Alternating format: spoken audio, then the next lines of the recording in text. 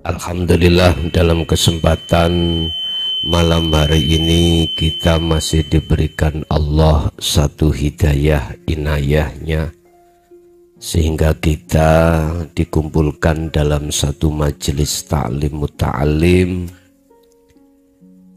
yang pada malam hari ini kami akan membahas terkait bagaimana cara iman kita naik ke ihsan. Bagaimana caranya iman kita sampai ke ihsan. Islam sudah, iman ya sudah, tinggal kita masuk di makom ihsan. Hal ini tertuang di dalam surah Fussilat, surat yang ke-41 ayat 30. Tetapi sebelumnya izinkanlah kami sebelum membahas tentang masalah ayat tersebut, izinkanlah kami menyampaikan bahwasannya sebelum masuk di dalam ihsan itu ada petunjuk-petunjuk yang harus kita datangkan atau kita terima di dalam hati kita sesuai dengan apa yang telah diterangkan oleh Imam Ghazali di dalam kitab Ihya terkait masalah guru, ya, terkait masalah guru akhirat, guru itu dibahas oleh hanya guru-guru akhirat kita, di mana ilmu tasawuf itu akan digelar terhadap hati kita, akan ditulis di dalam hati kita, yang hati kita sebagai papan atau kertas. Bentuknya kita harus ngangsu ilmu tersebut, harus belajar ilmu tasawuf tersebut. Lah sebagai dasar ilmu tasawuf ini setiap tahun saya bahas tepatnya di bulan Ramadan sampai 15 hari. Insya Allah di situ saya mulai nanti tanggal 9 Maret. Bagi jenengan ingkang wonten wekdal atau punya waktu, nggak ada kesibukan, bisa bermukim dan atau bisa mengikuti lewat live streaming. Bapak Ibu hadirin jamaah rahimakumullah. Pembuktian iman kita kalau kita sudah beriman pada Allah sebagai Tuhan kita, kita menjalankan secara fisik mana yang diperintah dan meninggalkan mana yang dilarang. Jadi ketika saat kita menjalankan sholat, zakat, puasa, haji, dan ibadah-ibadah mahdhuf, secara fisik ini bentuk pembuktian iman kita. Tapi belum ihsan. Lah bagaimana caranya untuk bisa sampai ke ihsan? Mari kita bahas surat Fussilat, surat yang ke-41 ayat 30. Bismillahirrahmanirrahim. Innalladzina saktemene wong akeh iku qalu padha ngucap sapa ladzina rupane ucapan Rabbuna utawi pangeran kita iku Allahu Gusti Allah. Bon. Di dalam hati sampean sudah ada satu iman bahwasanya Tuhan panjenengan itu adalah Allah miturut umat Islam. Bahasa qalu itu kalau dilihat dari sisi syariah, ucapan, pengakuan. Cuman kita belum bisa untuk bertemu Allah. Tapi di dalam hati sudah iman kalau Allah adalah Rabbi wa Rabbukum. Allah itu sudah menjadi Tuhan kita. Sebetulnya ini tidak boleh berhenti di situ. Terus menerus nggak boleh berhenti. Harus ada upaya untuk lebih ke dalam lagi, siapa Allah yang kusembah setiap saat dan waktu itu. Siapa yang dimaksud Allah yang setiap sholat kita sembah. Siapa yang dimaksud Allah yang menciptakan dan yang menguasai alam dunia ini. Siapa yang dimaksud Allah yang memperjalankan Rasulullah Isra dan Mi'raj ini. Siapa yang dimaksud Allah yang mengumpulkan dan menguasai sekaligus menggerakkan jenengan dari rumah masing-masing menuju majelis ini. Pertanyaan-pertanyaan seperti itu di tengah umat Islam jarang berpikir. Di tengah umat Islam kebanyakan itu nggak mau mikir. Sehingga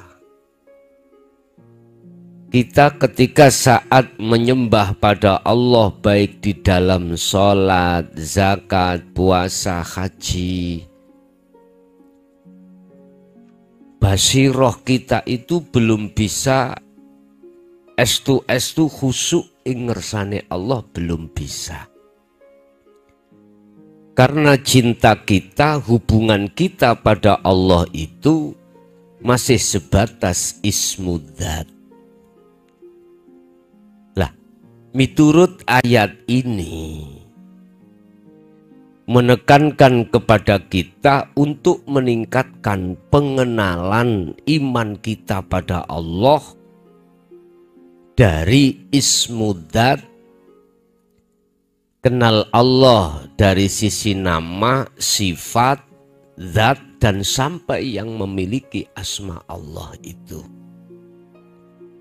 Laksana saya kenal terhadap seorang wanita, harus sampai pada wujudnya seorang wanita itu. Harus bertemu. Sehingga dengan begitu nanti Anda akan bisa dikatakan iling atau zikir. Bagaimana kita dikatakan bisa berzikir wong nggak tahu ketemu. Kita nggak bisa dikatakan zikir terhadap Allah dengan sebenarnya wong kita nggak pernah bertemu. Padahal Allah setiap saat dan waktu menemui kita. Buktinya, segala hal apapun yang terjadi pada diri kita pada hakikatnya aslinya itu Allah ingkang agawi, Allah ingkang menguasai di dalam seluruh aktivitas kita. Oleh sebab itu Bapak Ibu, lewat surat Fussilat surat yang ke-41 ayat 30 ini memberikan solusi bagaimana iman kita sampai bisa ke ihsan atau makrifat pada Allah.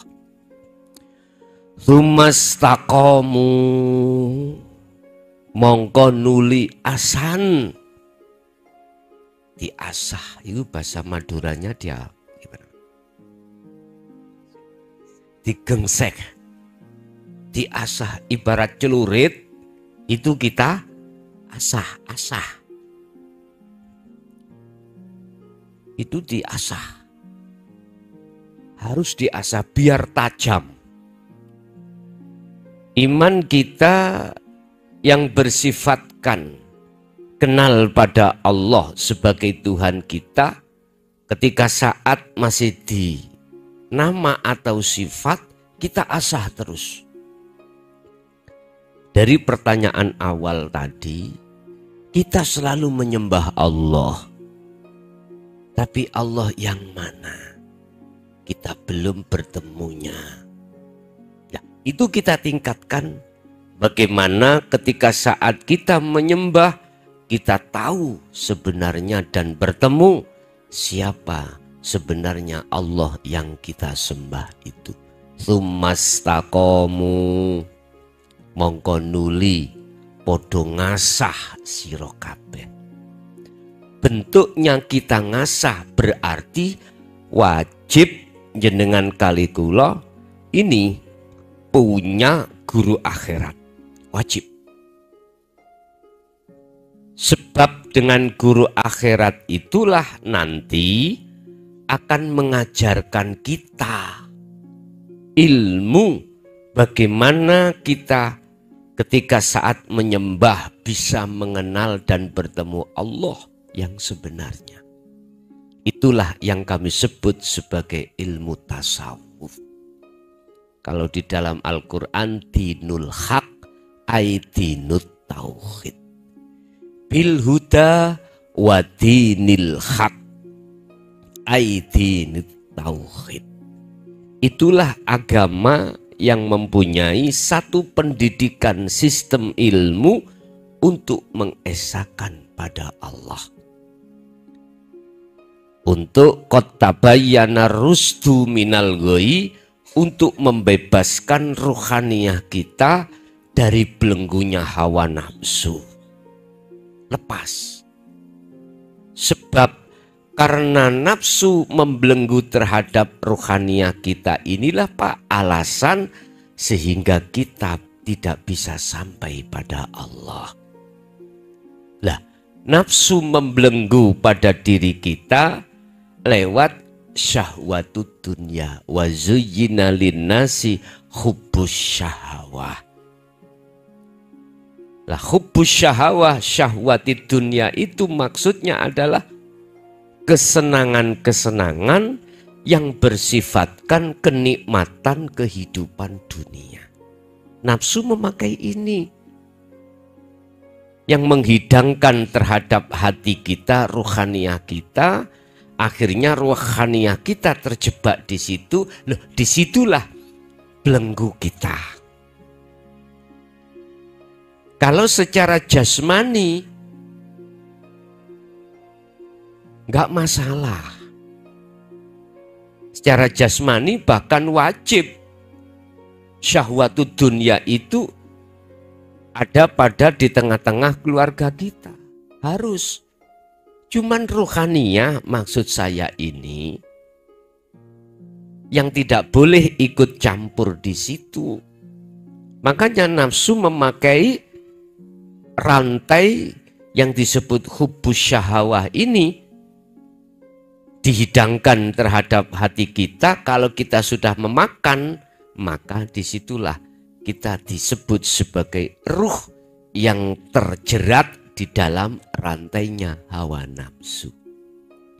Ini yang mengakibatkan kita tidak bisa masuk untuk menuju dan bertemu Allah. Oleh sebab itu, guru-guru akhirat kita pasti akan membekali ilmu tauhid untuk lepaskan. Untuk melepaskan jeratan nafsu itu. Makanya tsumastaqamu itu maksudnya prosesnya ada di situ. Setelah ilmu sudah kita dapatkan, maka di situ amal. Mungkin dibuka di dalam kitab Ihya bab masalah mursyid, bab masalah guru akhirat. Lah, kalau ilmu sudah diwejangkan oleh guru-guru kita, maka selanjutnya kita diperintahkan kholwat, diperintahkan untuk uzlah, diperintahkan untuk zikir. Mesti dibekali zikir sirul asrar. Mesti dibekali. Yang muncul dari la ilaha illa anta subhanaka inni kuntu minal dzalimin. Pasti diterangkan di situ. Setelah itu dilaksanakan harus dengan istiqomah. Dengan begitulah Bapak Ibu, barang siapa yang betul-betul membawa ilmu amal istiqomah, tatanazzalu mongko bakal medun alaihim ing atase mereka sopo al malaikatu malaikat. Artinya apa? Mesti Gusti Allah itu memberikan warid di dalam hati sampean. Ngutus warid itu malaikah. Untuk turun di dalam jagat hati jenengan.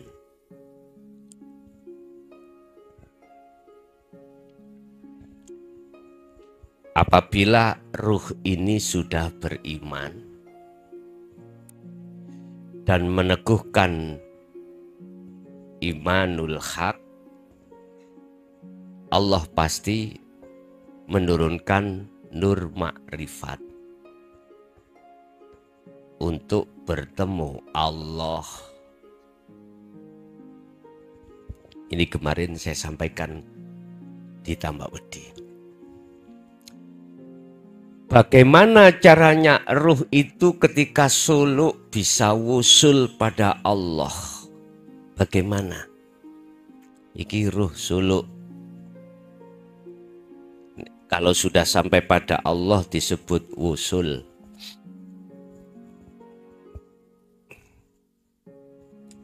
Bagaimana? Fastaqamu, jenengan wajib untuk satu, punya guru akhirat. Dua, jenengan akan dibekali ilmu. Tiga, jenengan pasti akan diperintahkan untuk kholwat uzlah. Empat, dengan istiqomah.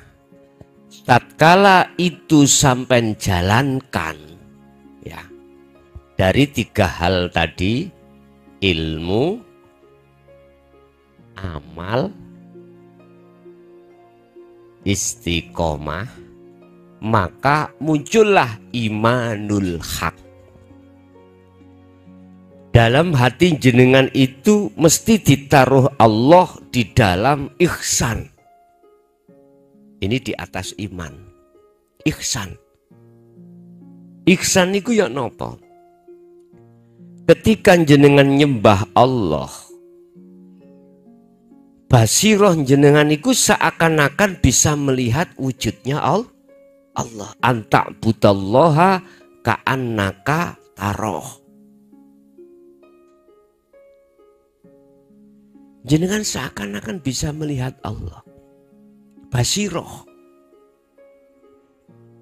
Fa'ilam taroh, apabila jenengan tidak bisa melihat Allah, maka di dalam hati sampean itu selalu merasakan kalau kita itu selalu dimonitor, dilihat Allah. Jadi ada sambungan.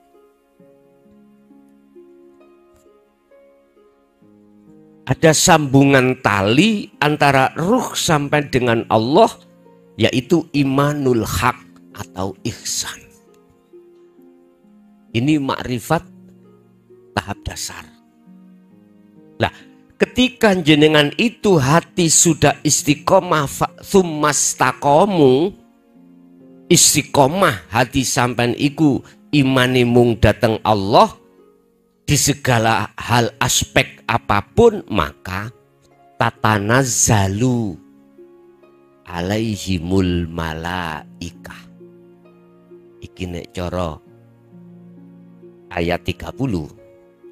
Tatanazzalu. Jadi malaikat itu akan turun di dalam hati jenengan, membawa keberkahan. Bisa jadi keberkahan terkait masalah urusan dunia. Tapi iki khusus urusan akhirat. Bisa jadi nanti ke urusan dunia. Istilah orang berdagang, dagangane jadi barokah.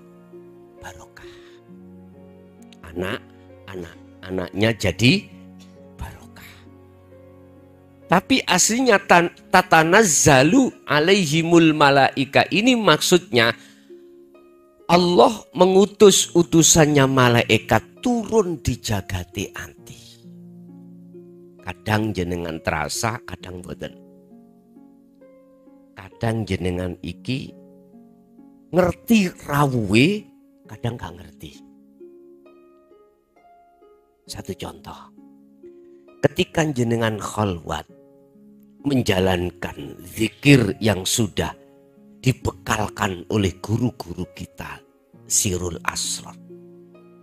Itu kita ditemui sosok yang kita tidak kenal. Kadang berjubah. Kita nggak tahu itu malaikat. Karena belum ada keterangan dan pengakuan kalau beliau itu malaikat. Ini kalau kitab hikam mengatakan Syekh Ibnu Athaillah iki disebut warid minallah. Nah, fungsinya warid, Allah mengutus warid malaikat di dalam jagate ruhaniah jenengan untuk mengusir nafsu. Untuk mengusir penjajah-penjajahnya ruhaniah jenengan. Yaitu ya kalau di dalam Al-Quran disebut nafsu. Diusir penjajah ini. Sebab selama penjajah ini menguasai jagatnya rohaniah jenengan, jenengan rohaniah ini mesti menjadi budaknya hawa. Buktinya kita jadi budaknya hawa nafsu. Kita selalu mengikuti di atas hukum nafsu. Disi hukum nafsu. Wa ma ubarri'u nafsi innan nafsa la amaratum bisu.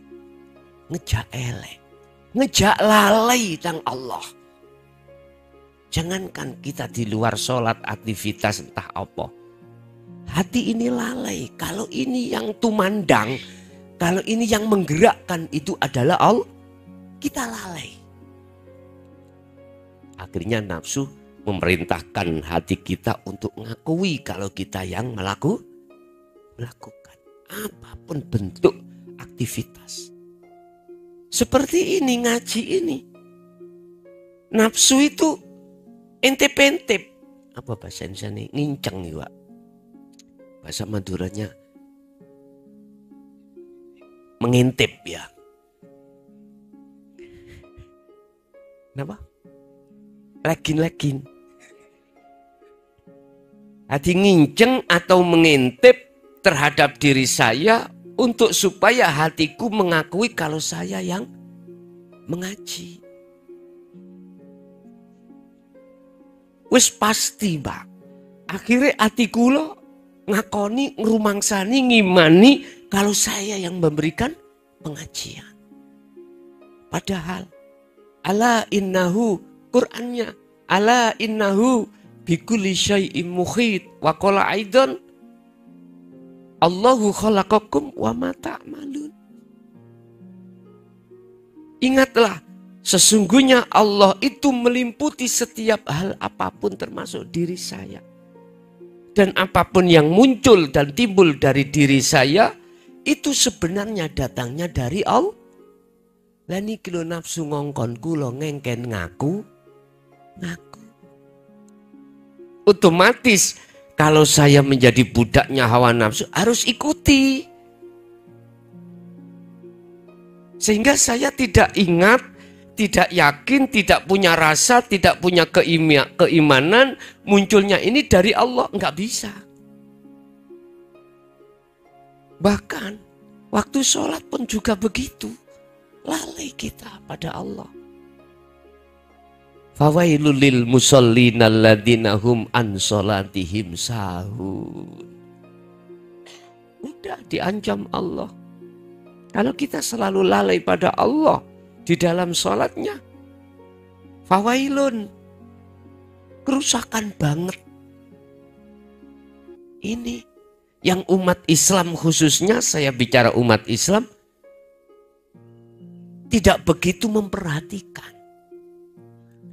Dianggapnya hal yang biasa. Dianggapnya hal yang biasa. Padahal menurut saya ini persoalan yang amat besar. Persoalan yang amat besar yaitu tentang iman. Tentang iman. Dan inilah yang memberikan keputusan kita di dunia dan di akhirat selamat dan tidaknya tentang iman ini. Sehingga kita umat Islam, umumnya kita umat manusia sibuk bahas masalah di luar iman. Sibuk.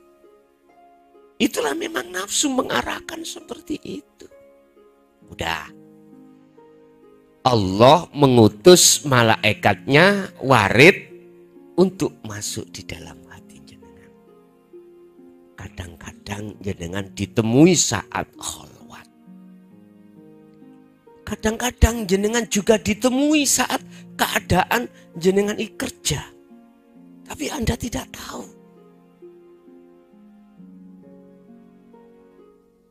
Tiba-tiba sudah tidak ada. Gitu. Tandanya gini Pak. Dia akan berpesan secara fisik datang jenengan. Dikala jasad iki sibuk urusan dunia. Dia itu pasti berpesan begini.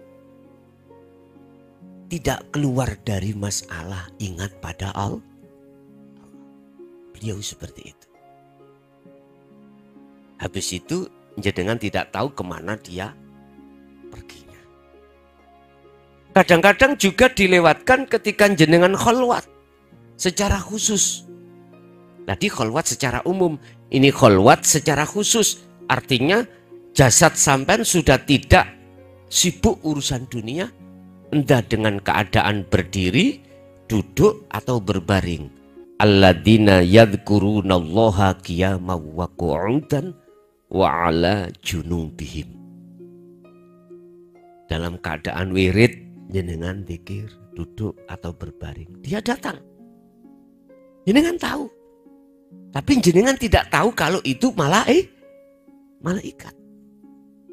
Sebelum dia mengatakan, saya utusan Allah. Mungkin jenengan masih berangan-angan siapa ini. Kadang-kadang beliau itu menyerupai terhadap guru kita. Menyerupai. Kadang-kadang tidak. Yang jelas di situ mesti dia itu titip pesan.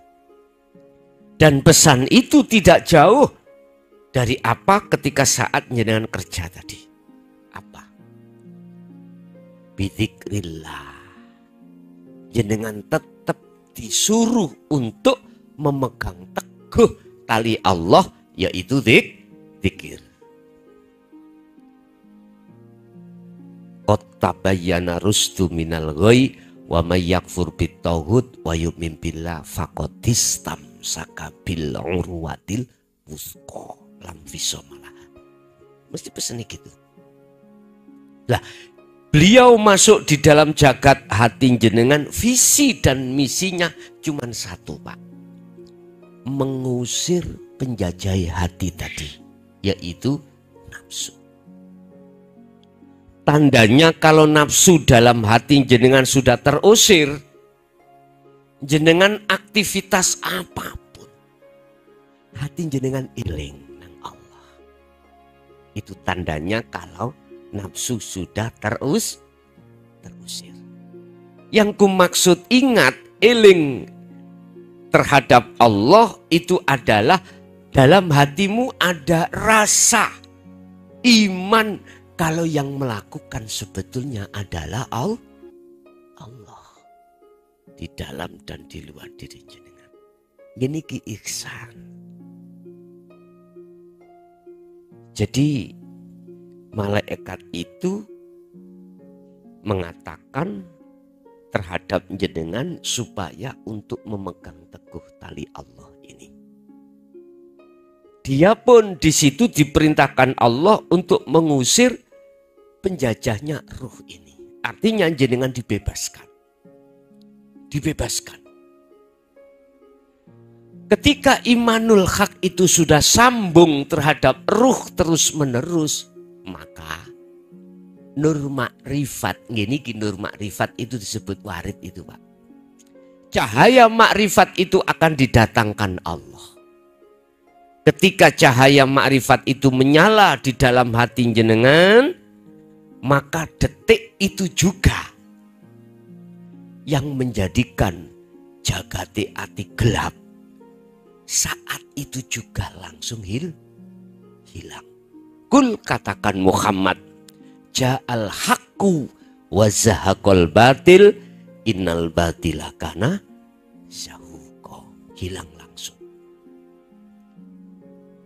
Jadi rasa pangrasa dalam hati sampean yang tadinya merasa makhluknya yang melakukan hilang, akhirnya nyata iman sampean yang melakukan cuman Allah. Niki mboten diucap loh Pak ya. Mboten, tapi terjadi merasuk di dalam hati. Ya niki disebut wusul makrifat. Siapa semakin besar imanul haknya, semakin besar otomatis cahaya makrifatnya, maka semakin kuat makrifat sampai datang Allah. Kalau yang sudah seperti ini, maka malaikat dawuh yang kedua, alla takhafu wa la tahzanu. Malaikat itu seraya berkata, la takhafu, kamu jangan takut.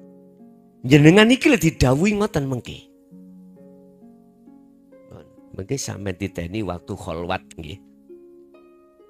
Sesuai Al-Qur'an, alla takhafu. Malaikat itu akan bicara, ojo wedi. Ojo takut. Aku iki utusane Allah. Wis.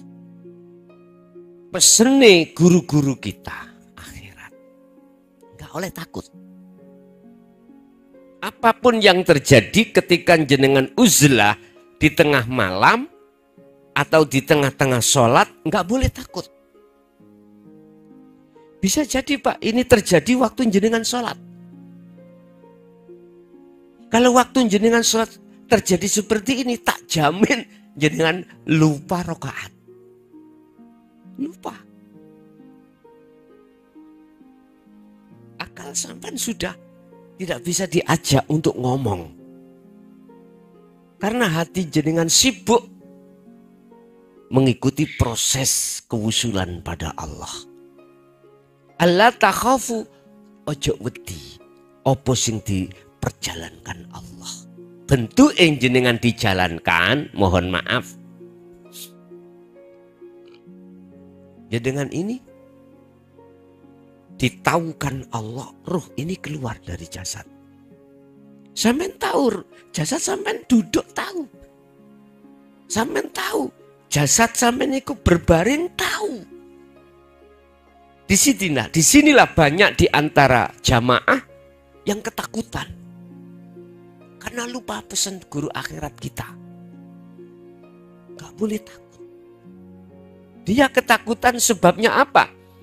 Kembali lagi nafsu. Wa yasudduna an sabilillah, menghalang-halangi kita untuk tidak berangkat. Ketakutan mikir anakku masih kecil, nanti aku bisa kembali apa gak? Itu kebanyakan seperti itu. Ingat, kalau kita itu memegang betul-betul tali Allah tadi, sirul asr, aku yakin Sampai tahu fungsinya sirul asrar, diantaranya adalah jenengan yakin yang memperjalankan adalah Allah. Yakin yang menguasai makhluk siapapun, baik di dunia malaikat, di dunia arwah, itu hanyalah Allah. Mana jenengan mau takut? Gak takut. Kalau sudah tahu semua yang mengatur adalah Allah, tinggal ngikuti. Seperti ini kalau Pak, kuning-kuning kintir ning kali ini loh. Ya, ini kalau gak diblas toh, ya seperti itu. Jadi jenengan gak usah takut. Bahkan perjalanan jenengan nanti ini belum ekstrim, belum. Ada yang lebih ekstrim lagi Pak, seperti baginda Rasulullah. Diajaklah Rasulullah untuk melihat isi daripada neraka. Berbagai sudut model makhluk yang disiksa. Dimasukkanlah Rasulullah itu di dalam surga untuk melihat umatmu besok yang ada di sini karena ini gitu. Sebelum beliau sampai ke Sidratul Muntaha, dijak melaku-melaku dulu kali. Allah diperjalankan. Bisa jadi jenengan ditemui teng mriku. Allah takhafu wa la tahzanu. Ojo khawatir. Ojo khawatir bagaimana urusan-urusan di belakangmu itu, cukup Allah. Ngaten nih. Kita harus yakin semua itu yang ngatur adalah Allah. Istilah bahasa umum, kamu kholwat seperti ini, ojo takut nek melarat. Tahu? Jangan takut miskin. Jangan takut kehilangan ini, kehilangan itu. Jangan takut anakmu nanti jadi anak yang bagaimana. Jangan takut. Allah sendiri nanti yang mengatur. Mula nek ngondokno anak, jangan takut gak iso biayai. Liku sing biayai cuman Allah. Kita itu Pak, mohon maaf, cuman saluran aja. Sumbernya dari Allah. Kadang-kadang kita itu ngakali Allah. Kadang-kadang kita sudah tidak percaya dengan Allah. Akhirnya kita punya hitung-hitungan. Di pondok sebulannya segini. Ngerti ya? Terus anak juga begitu, bagaimana ilmu umumnya. Bla bla bla bla. Pak, mohon maaf. Man arada dunya fa'alaihi bi'ilmin, wa man aradal akhirah fa'alaihi bi'ilmin. Siapa ingin sukses dunianya harus pakai ilmu umum, ya, ilmu dunia. Ya. Siapa yang sukses akhiratnya maka harus ilmu agama. Artinya ya ini. Harus pakai ilmu belajar. Maka kiai-kiai dulu, sepuh-sepuh dulu iku ngeten Pak. Ning pondok bodoh pinter gak penting. Sing penting tawadhu onang kiai. Tawadhu iku apa? Tawadhu manut. Jadi pinter ambek bodoh ning pondok itu bukan ukuran. Ukurannya adalah tawad. Ada apa dengan tawadhu? Makanya ada sebuah makalah. Ono santri gonceng kiai ini. Terus di tengah jalan santri ini sanjang. Mbah Yai kalau pingin ngentut. Dawe Mbah Yai, wis entut no kuno ae. Artinya ono ndukur sepeda. Yang didahulukan mana? Tawadhu, akhlak kita pada kiai, opotah kita itu menghormati kiai. Perintahnya kiai. Iki ada ada satu makalah yang di situ selang pendapat. Ada yang mengatakan, yes kudu hormat didahulukan dadi ngentut. Ngono. Nek cara bahasa kula mboten wani. Tetap saya harus turun ngentut dulu karena saya utamakan tawadhu.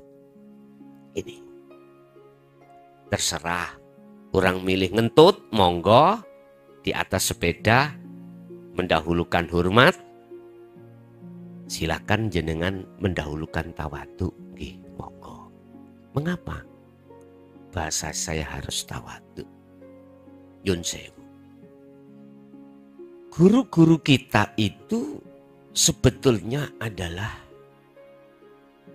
wasilah kita pada Allah. Tapi nggak boleh secara rohaniah kita itu tawadhu'e jatuhe nanggone makhluk. Nggak boleh. Hidup pada guru. Itu siapa? Allah tak? Allah. Syariat jasate kita tetap pada guru kita makhluk akhirat. Tapi hakikate ruhaniah jenengan iki robitohnya, tawaduknya harus hanya pada Allah. Ini yang umat Islam khususnya itu berhubung iman kita belum ihsan, belum bisa menempatkan pada tempatnya. Akhirnya dicampur. Itu. Bon.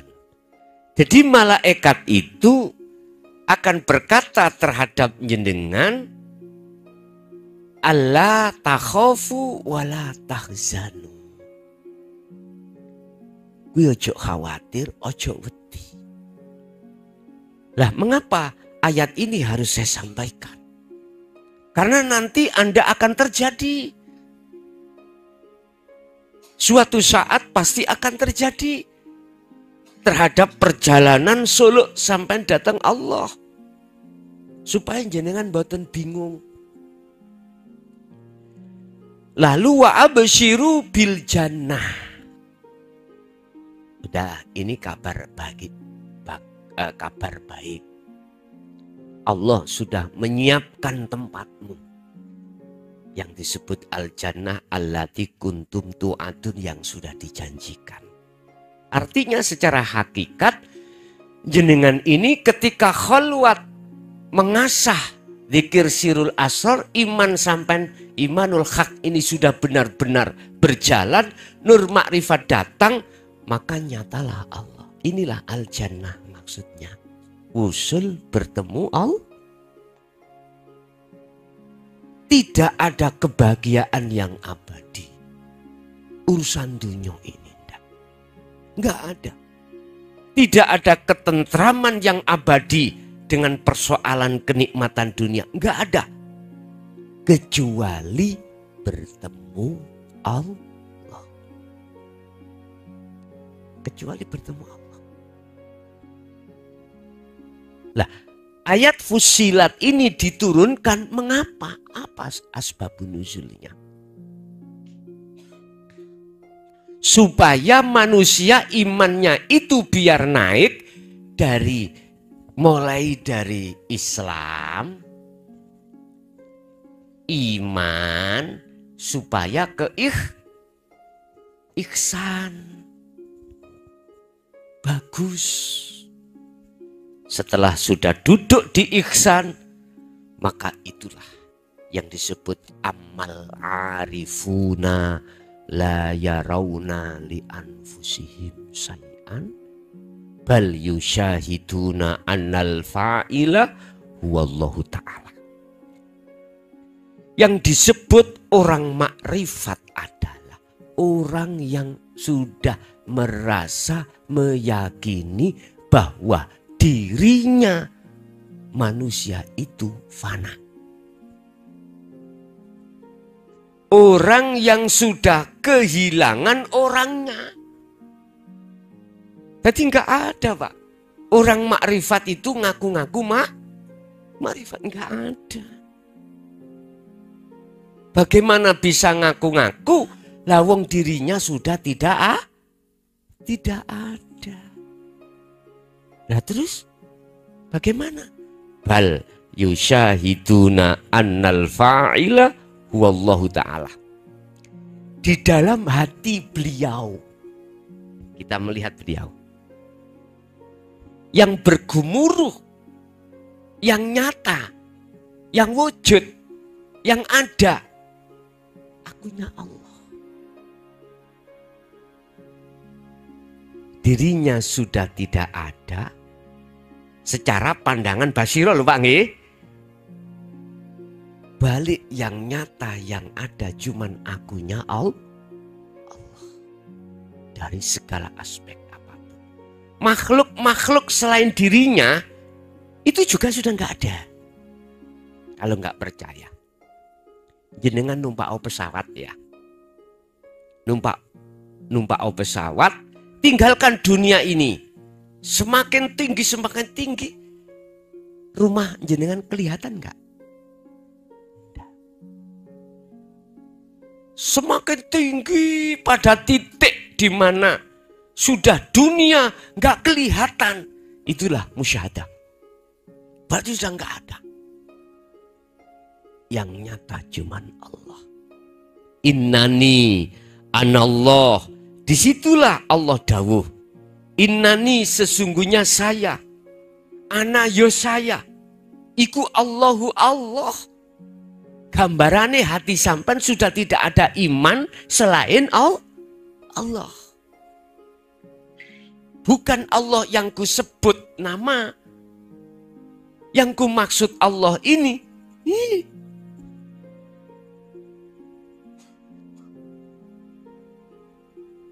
Jadi tampilan wujud dunia tadi, pandangan basiroh mata hati sampean pun boten wonten. Nek pandangan mata niki yo masih ada. HP, korean, sajadah, meja ada. Tapi pandangan hati jenengan sudah tidak ada. Sing nyata itu diri akunya Allah.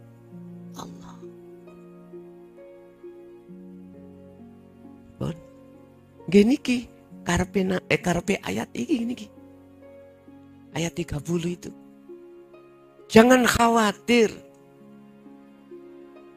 Sebab Allah sudah menjanjikan terhadapmu.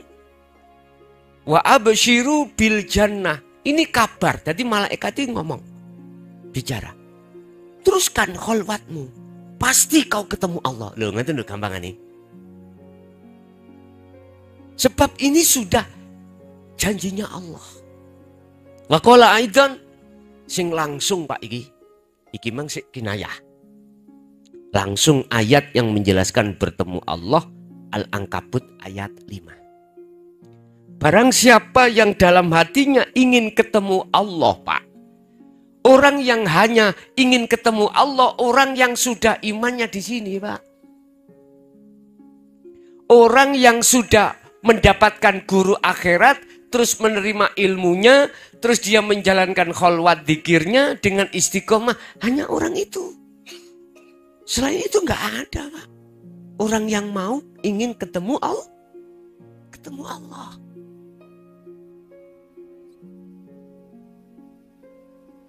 Bagaimana ayat itu? Al-Ankabut ayat 5. Barang siapa yang ingin bertemu Allah, fa inna ajalallah la'at. Sesungguhnya Allah itu sudah berjanji. Dalam waktu yang sudah ditentukan, pertemuan itu pasti terjadi. Entah terjadinya pada saat jenengan kerja. Entah terjadinya pertemuan itu saat jenengan bekerja dengan pekerjaan apapun. Atau aktivitas apapun. Dan atau jenengan iki dalam keadaan kholwat khusus. Uzlah khusus. Jasad sudah tinggalkan urusan dunia. jenengan fokus, hati itu berzikir. Itu Allah sendiri yang tahu. Ini Allah loh Pak yang berjanji. Bukan Al-Quran. Bukan saya. Tapi Allah. Cuman dilewatkan Al-Quran. Sedangkan Al-Quran adalah hukum yang tertinggi bagi umat khusus Islam. Itu hukum tertinggi.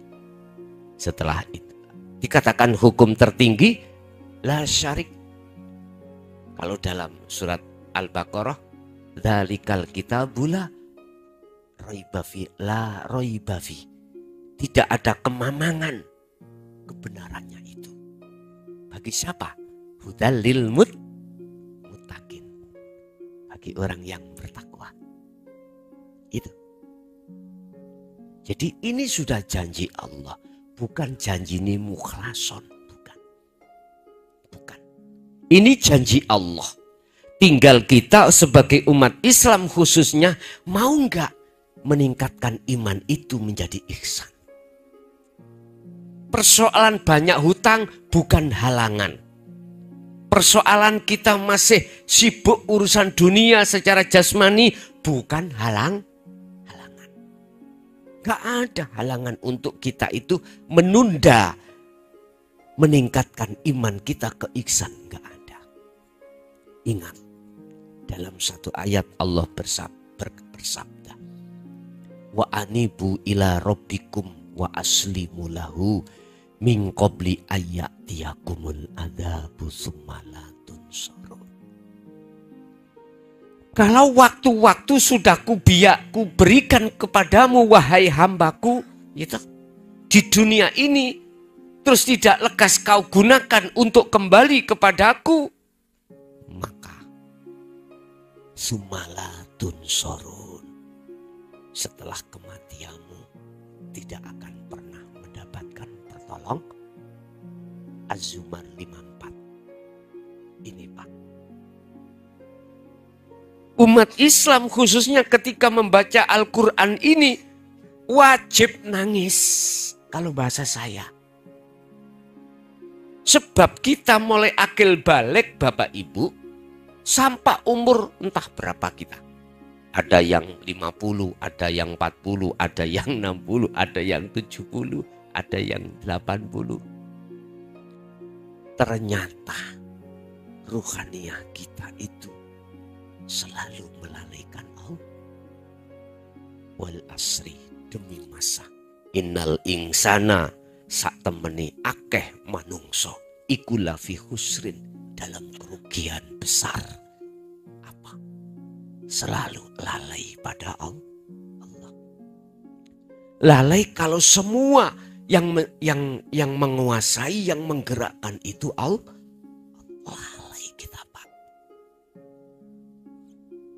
Sumalatun sorut, tidak akan mendapatkan pertolongan. Naudzubillah. Tapi ilal ladina amanu wa amilus solihah wa tawasau bil haqqi wa tawasau bis, kecuali lah ini di samping dia amanu juga wa amilus solihah, berilmu, melaksanakan ilmunya itu. Ini golongan yang tidak bisa untuk disesatkan nafsu kembali. Tidak bisa. Al-Hijr ayat 40. 39-40. Iblis atau nafsu itu komitmennya Pak, menyesatkan Nabi Adam dengan anak putu Adam. Bahasa kita disebut nafsu. Nafsu itu menyesatkan kita. Bentuk kita bagaimana caranya hati ini lalai pada Allah. Terjadi kita. Bertahun-tahun itu. Ya Allah ya Karim. Dan ini terjadi pada siapapun. Tapi illa ibadaka minhumul mukhlasin. Iblis ngomong, illa ibadaka, kecuali yang tidak bisa ku sesatkan ya Tuhanku. Allah, iblis ngomong, minhumul mukhlasin, rupane iku setengah saking hamba yang tidak bisa ku sesatkan, yaiku golongane wong mukhlasin. Mukhlasin itu wong sing dipilih. Sinten Pak wong sing dipilih? Allah. Pandangan hakikat adalah yastami'unal qaula wa yattabi'una ahsanahu. Az-Zumar 17:18. Itulah mereka yang ketika saat mendengarkan dawuh-dawuh Kanjeng Nabi yang sekarang diteruskan oleh guru akhirat tentang ilmu dinu tauhid, dia terima, langsung dia amalkan dengan istiqomah. Itulah. Mboten berhenti ilmu kemawon loh ya. Tidak hanya berhenti di ilmu, ngaji terus ngaji, tapi nggak mau mengamalkan kholwat dzikir yang sudah diperintahkan. Mesti ada terusnya. Ilmu istiqomah. Gini ku maksudnya sumastaqomu miturut ayat 30 Fussilat ini. Dia akhirnya tidak beriman saja tapi juga mengasah imannya. Di setiap dia sholat, imannya diasah, atau di luar aktivitas sholat, imannya diasah. Apa yang dibuat ngasah adalah adzikru bisiril asor, yang muncul dari la ilaha illa anta. Allah sudah dekat. Kita merasa Allah itu dekat. Sumastaqomu, kalau ini terus menerus maka sudah nggak dekat lagi Pak. Lebih dari dekat. Engkau Tuhanku, berarti dekat. Sekarang sudah tidak. La ilaha illa ana. Anta itu sekarang menjadi ana. Nek dekat mesti ada jarak Pak. Sedekat apapun bahasa dekat itu pasti ada jarak. Allah bersabda, wa nahnu aqrabu ilaihi min hablil warid. Kami ini lebih dekat dari urat nadi. Berarti sudah tidak ada jarak. Inilah namanya ahad. Kul huwallahu ahad. Tunggal itu esa. Esa itu enggak ada yang lain. Kita manusia tadi, makhluk ciptaannya Allah, pandangan basiroh jenengan sudah tidak ada. Karena sampai niki numpak pesawat sudah lepas landas, tinggalkan dunia, akhirnya gambar dunia itu wis nggak ada. Nggak ada gambar dunia. Laut yang tadinya itu bau besar, udah nggak kelihatan. Udah apa? Kalau nggak percaya jenengan, tinggalkan dunia ini. Naik kok terus. Utone gak duwe duit bareng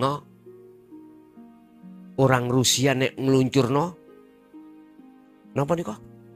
Roket nang bulan niku lho ya. Wis. Astronot ya.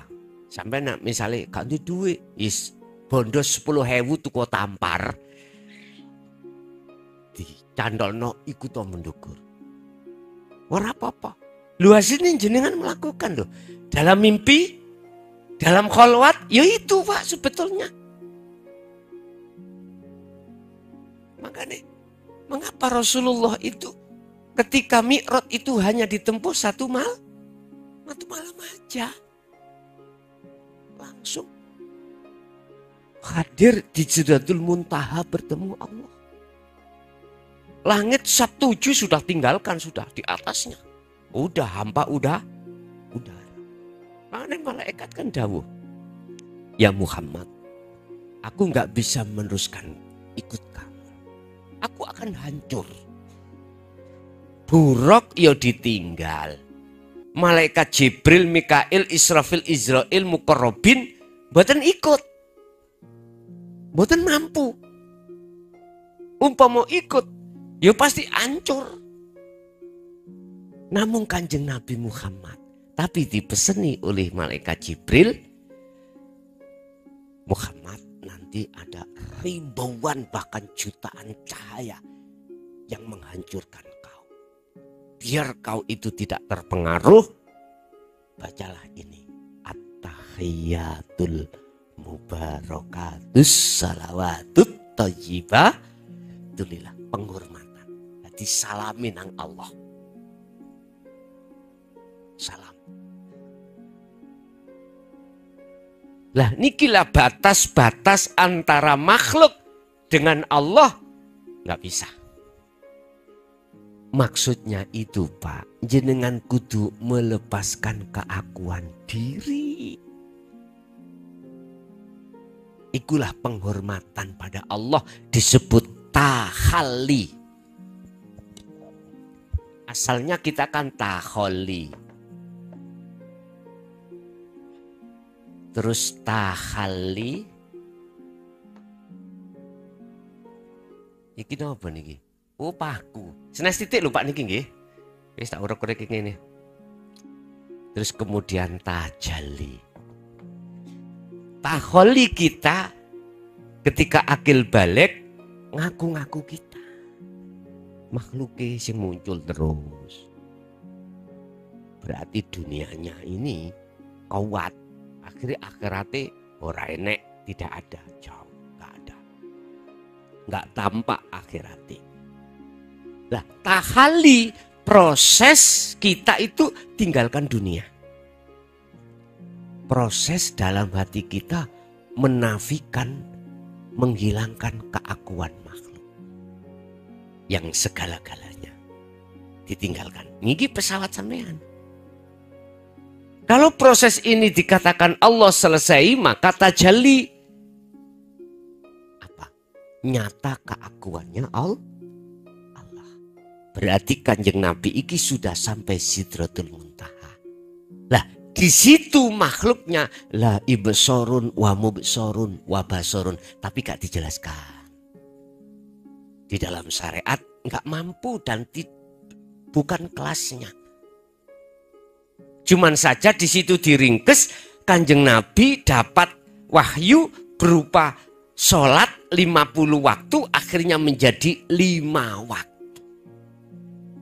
Nah, di sini. Bapak Ibu, itu maksudnya jenengan niki. Ketika jenengan kalih kula niki, ngapunten ingkang kathah. Sudah melakukan solo untuk menuju wusul pada Allah, inilah proses jenengan ini tahalli tinggalkan dunia, pelepasan keakuan diri, dan itu disebut penghormatan kepada Allah. Berarti iman-iman yang tadinya kepada Allah disebut syirik, lepas, lalu iman yang benar jenengan iki diterima Allah. Karena jenengan sudah melepaskan iman selain Allah. Jikalau kau mengikuti aku yang seperti ini, kata Kanjeng Nabi, yuhibbukumullah wa yaghfir lakum dzunubakum. Kau akan dijadikan Allah sebagai kekasih. Kekasih Allah itu Pak Bu, gak harus wong iku pinter maca Quran, ya ndak. Gak harus pinter maca kitab, ya enggak. Enggak. Suka-suka Allah. Bisa jadi kekasih Allah itu mboten saged maca Quran. Tapi paham laku. Imannya ini betul-betul ihsan. Ada yang seperti itu. Kekasih Allah. Mboten harus alim, mboten. Secara ilmu lo ya, ilmu dohir lo mboten nggih. Tidak harus. Kalau ilmu batinnya mesti alim Pak. Mesti ngalim. Tergantung ilmunya itu, ilmu akhiratnya itu dikeluarkan atau tidak. Itu kadang-kadang ada yang ya, ada yang tidak. Kalau beliau itu mau tidak ada tugas kerasulan, ya nggak mungkin beliau mau menyampaikan. Diem aja. Seperti orang yang kurang waras. Ya. Ada kekasih Allah yang seperti itu. Pun kita kembali kepada ayat Fussilat. Ketika saat Allah memberikan petunjuk seperti ini, maka menurut saya wajib bagi saya untuk meningkatkan iman ke ihsan. Sebab ini sudah janji Allah. Tanda-tandanya waktu proses itu jenengan sudah dikasih tahu lewat Al-Quran. Allah takhafu wa la tahzanu. Pertama, jenengan gak oleh takut. Gak boleh takut. Wa abasyiru, jenengan ini dikabari. Juga dikabari terkait janji Allah. Wis mesti warid itu mengatakan terhadap jenengan tidak lepas, tidak keluar dari Al-Quran. Intine fakotistam saka bil urwatil wuthqa. Pegangan taline Allah iki, yaiku zikir. Paham nggih? Jadi kesimpulannya adalah siapapun kita, iman kita masih ada di nurul iman, belum ke ihsan, maka teruskanlah imanmu ke ihsan. Caranya adalah jenengan harus berilmu, beramal dan istiqomah.